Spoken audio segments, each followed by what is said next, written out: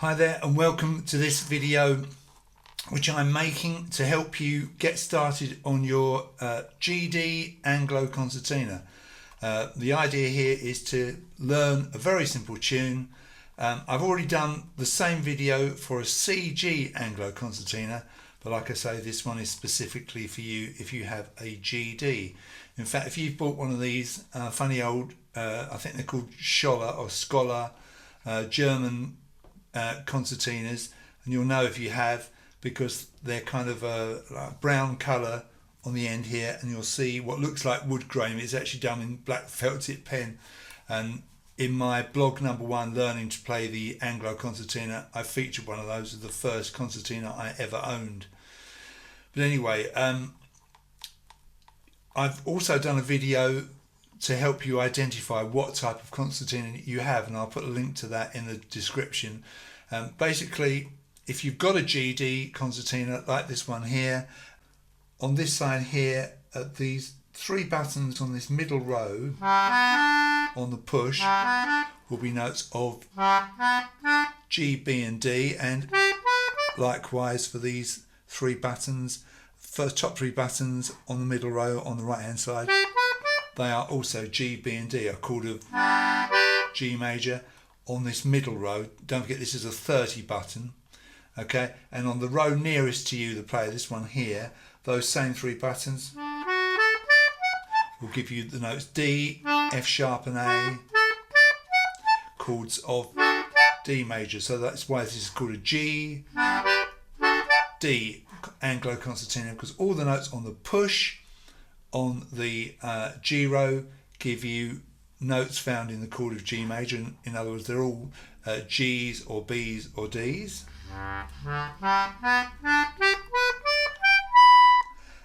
On the D row,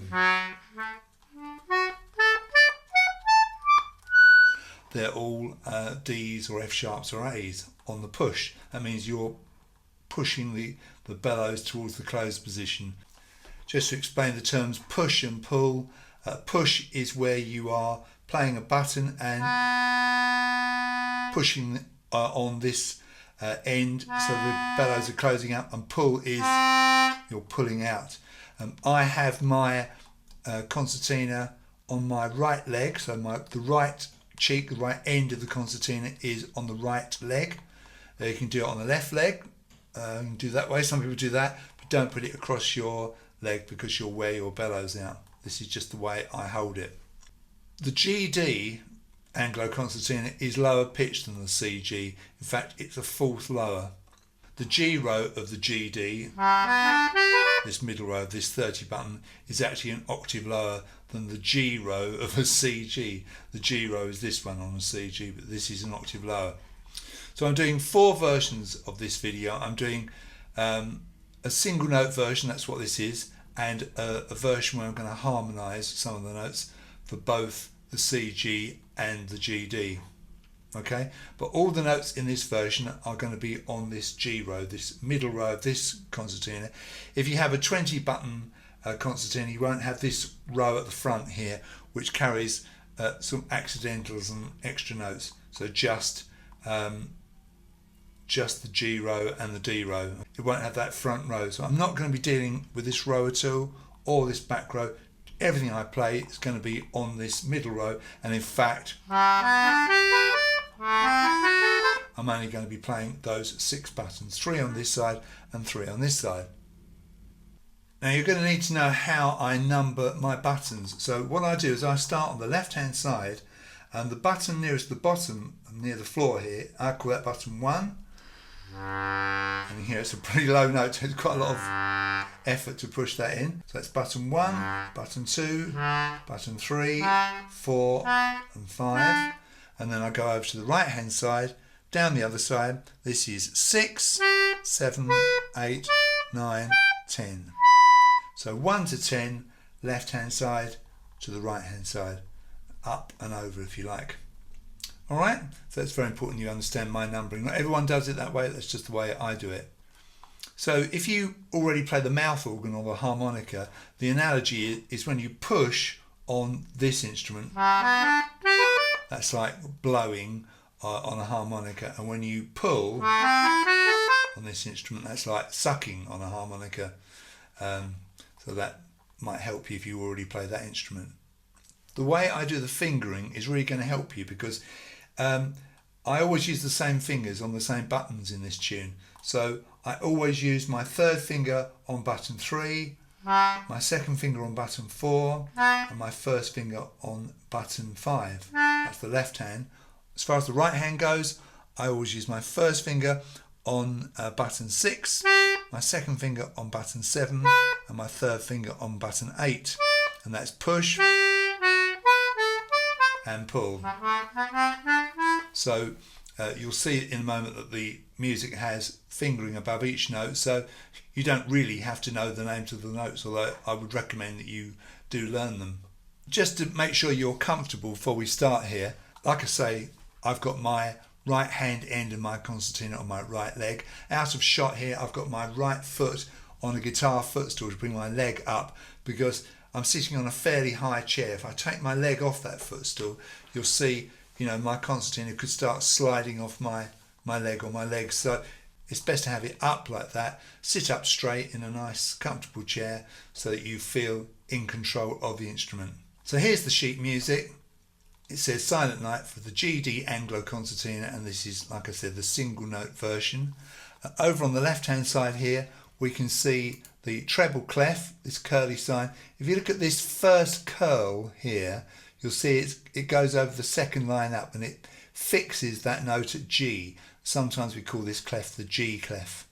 All Anglo Concertina music is written in the treble clef. Over here, you can see there's a sharp sign on the top line.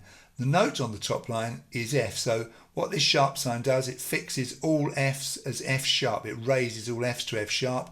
And so because of that, we know we're in the key of G major, because in the scale of G major, all Fs are sharpened. This is the time signature 3/4, 3 quarter beats per bar. That's a waltz.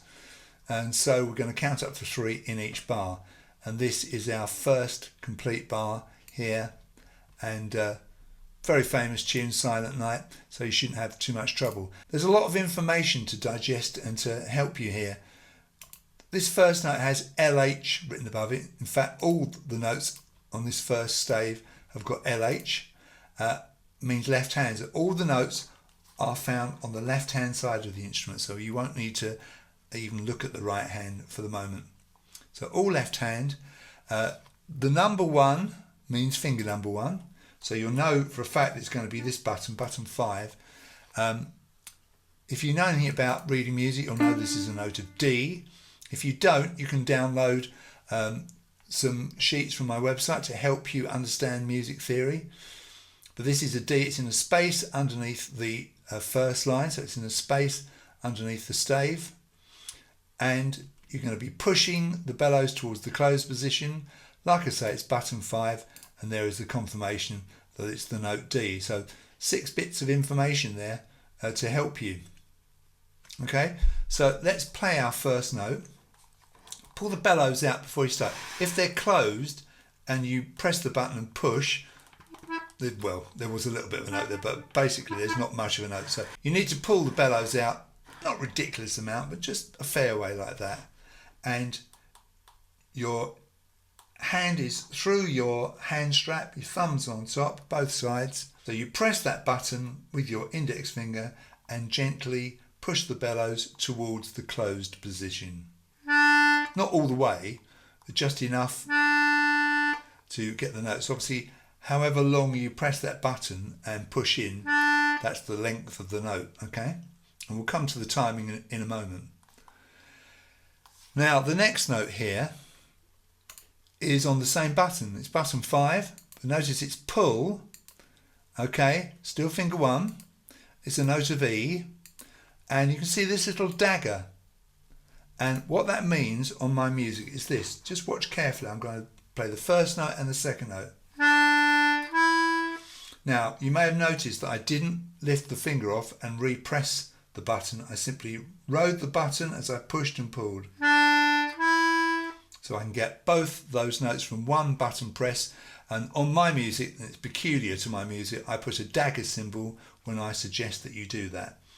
And in point of fact, the last note of the bar is the D again, and there's another dagger. So I call this a double dagger because you're going to do this. Watch my left hand. You see I pressed the button once, but I got 3 notes to get my silent. Like that, you see? And the timing there, well, we have a dotted crotchet, quaver crotchet. So a dotted crotchet is 1.5 beats, a quaver is half a beat, and a crotchet is 1 beat. So the dotted crotchet comes in on beat 1, it lasts for beat 1, half a beat 2, and then we have the quaver on the end counter 2, and the final crotchet is on beat 3. So it's 1, 2 and 3. Okay, 1, 2 and 3. That dotted crotchet, quaver crotchet, features very heavily in waltzes, in music that has 3 beats in the bar. And notice there I'm holding this left hand up. Obviously the right hand is held up by my leg. Obviously this left hand is kind of, you know, hanging in mid-air, apart from the fact I'm holding it in my hand.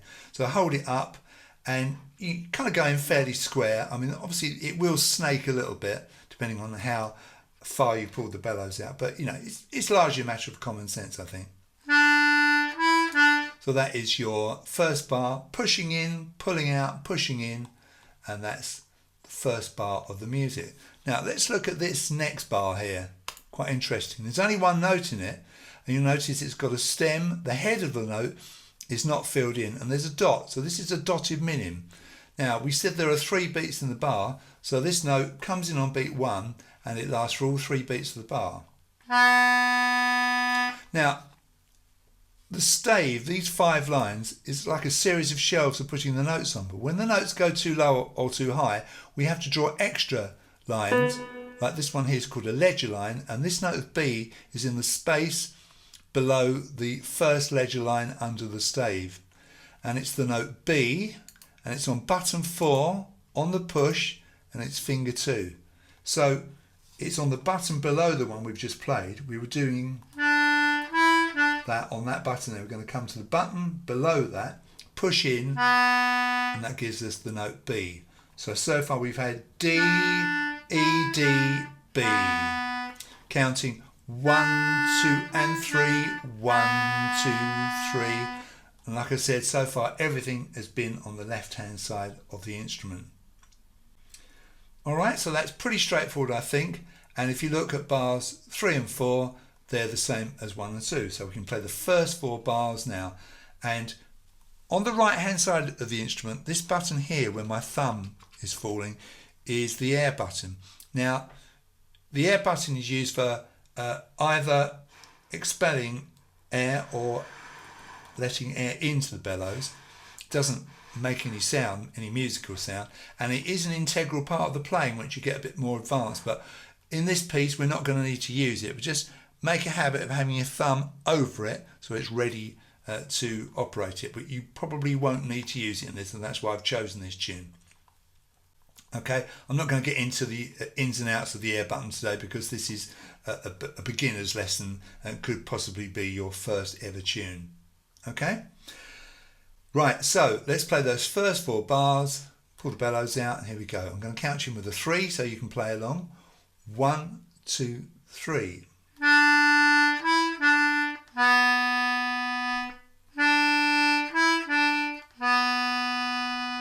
Now most of that is on the push, isn't it? So you'll notice your bellows are already starting to close up. Luckily your next section is on the pull, so we'll be drawing air into the bellows. A few changes here. Here's bar 5. RH, so we're going to be on the right hand side of the instrument all the way through this stave. See, all 3 notes on this stave are on the right hand. And this one here is finger 2, so it's going to be button 7, it's on the pull, and the note is A. So it's this button here, second one down on the right hand side, finger 2, and we press the button and pull out, and you'll notice the next note's the same. This first note in the bar is a minim, a round open note with the stem, so it lasts for 2 beats, and this note is a crotchet, a filled in note with the stem. So this first A comes on beat 1, lasts for beats 1 and 2, and this second A comes in on beat 3.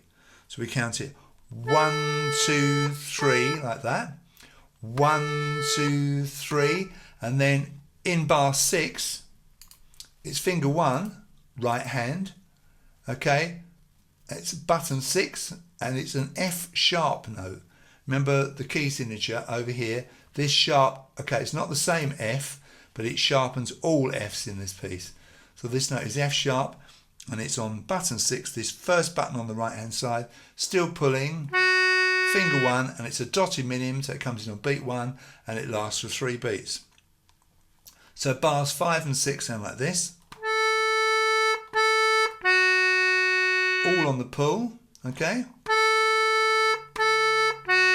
Now obviously, if you take your finger off the button, it stops ringing. So the length of the note depends upon how long you keep your finger on the button. Obviously, the direction of the bellows, you've got to keep pulling or pushing for the whole time you're playing the note.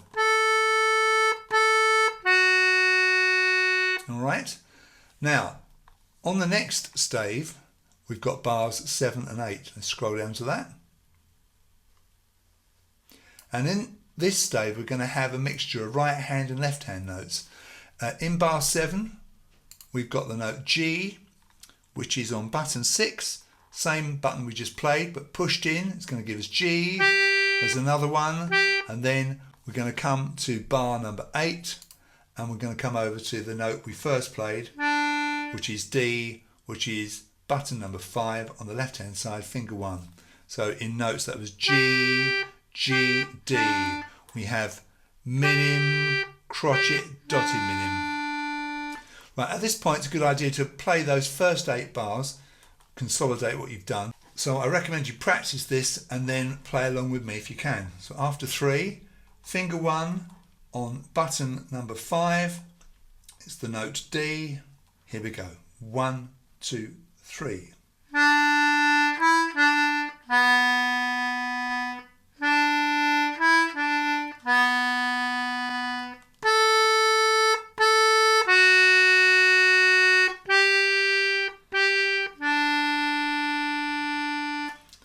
So there we are, that's a nice start, isn't it? Right, let's zoom in again and go to our next section. Now in bar 9, we've got 2 notes on the left hand side, and they are both E's, button 5, finger 1, and it's a minim and a crotchet, okay? So we have E, E, so button 5, there is finger 1, 1, 2, 3, minim and crotchet, very easy. And then in bar number 10, we've got to go over to the right hand side, and it's button 6 on the push for a G, and then there's a dagger, so you're going to play the same button but pull out to get the F sharp, so 1 press, and then we come over to the E again on the left hand side. So those 2 bars. And notice how I did the G and the F sharp, only 1 button press, and that's why I've put that dagger there. Okay, let's listen to those 2 bars again.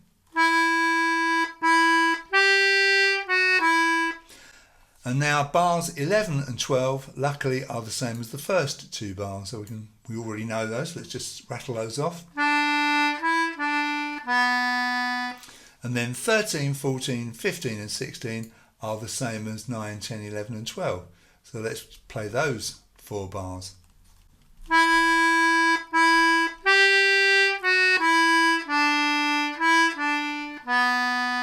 So nice and steady, just a single note melody, nothing too fancy, but it sounds really nice, doesn't it? And the concertina, the Anglo Concertina, is such a nice instrument that even if you're just playing single notes, it still sounds great, doesn't it? You know, some instruments we just play a single note, it sounds a bit thin, but this has got such a lovely plaintive sound, I don't think it matters at all. And this is a great way to get into playing the instrument, isn't it?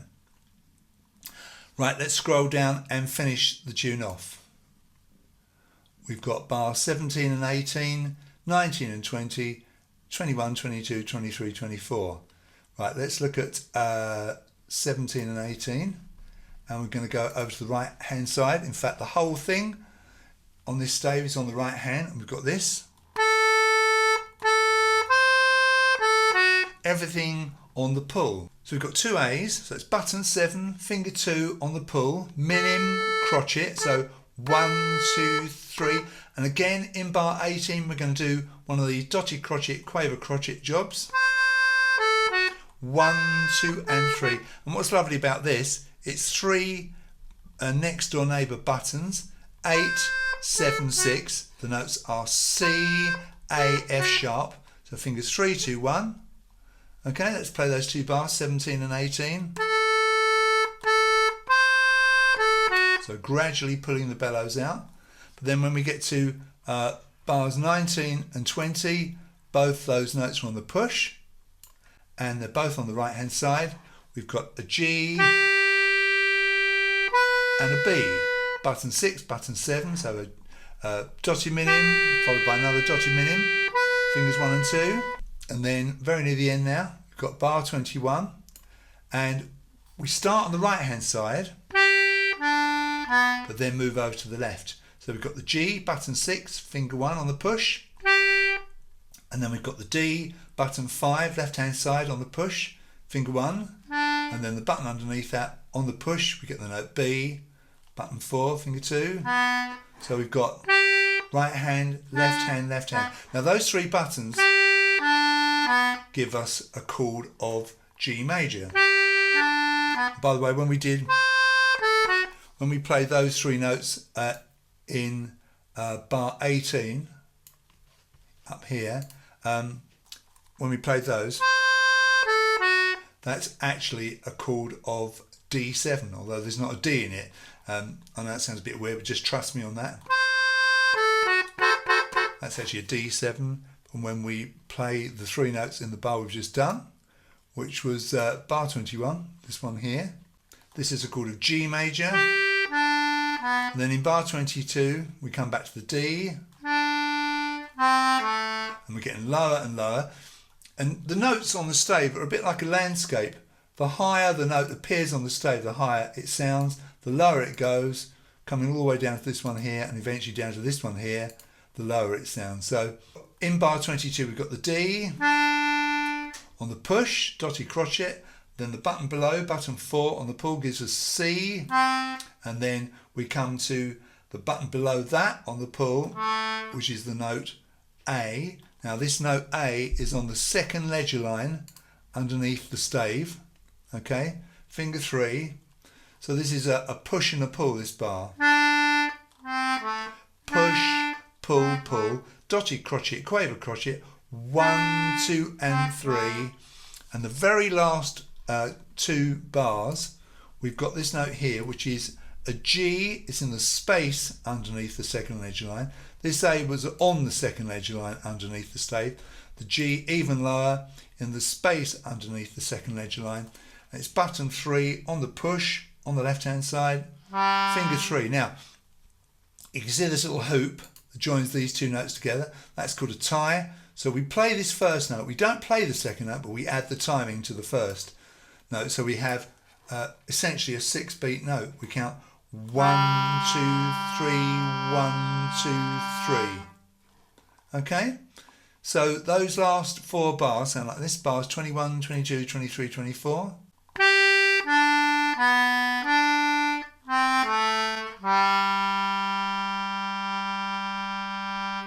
Now when you play your buttons, just push them or pull them gently but positively. If you're a bit too weak with it, you'll start to do that, which you don't want. And on the other hand, you don't want to go crazy yanking the bellows really hard left and right. I would really recommend printing the sheet out like this rather than trying to read it off your computer.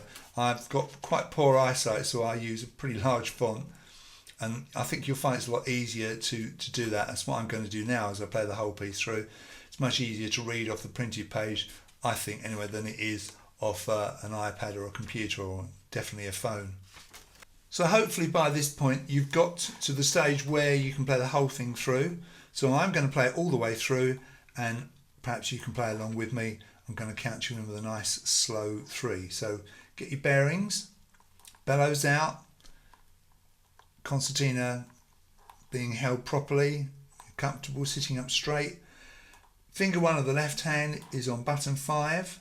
You're going to push it. Remember the first 3 notes all on that same button. So here we go. Fingers ready on both hands. After 3, 1, 2, 3.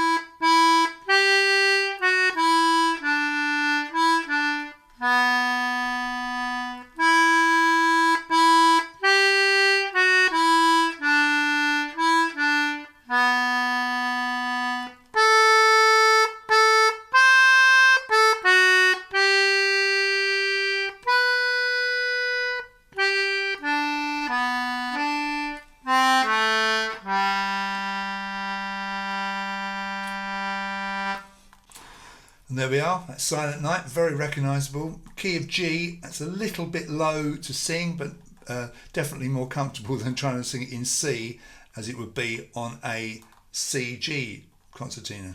So just to recap here, we've learnt this tune on a G-D Anglo Concertina, all on the G row, on this 30 button instrument, that's the middle row. If you've got a 20 button instrument, it'll be the front row, because this row here and here won't exist.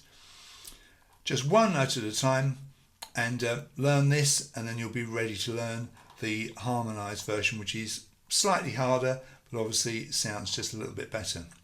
So there we are. I have got a paid for lesson for Silent Night, which is a more advanced version where you play chords with the left hand, tune with the right hand, but I wouldn't recommend that for a beginner. What I've done today in this video is much better for a beginner, as will be the next version, which is the same as we've done today, but with some simple harmonies. So we'll be playing 2 notes at the same time. Hope very much that you enjoyed this video and you found it useful. If you did, give it a like and subscribe to my channel, and you'll see me in my next video.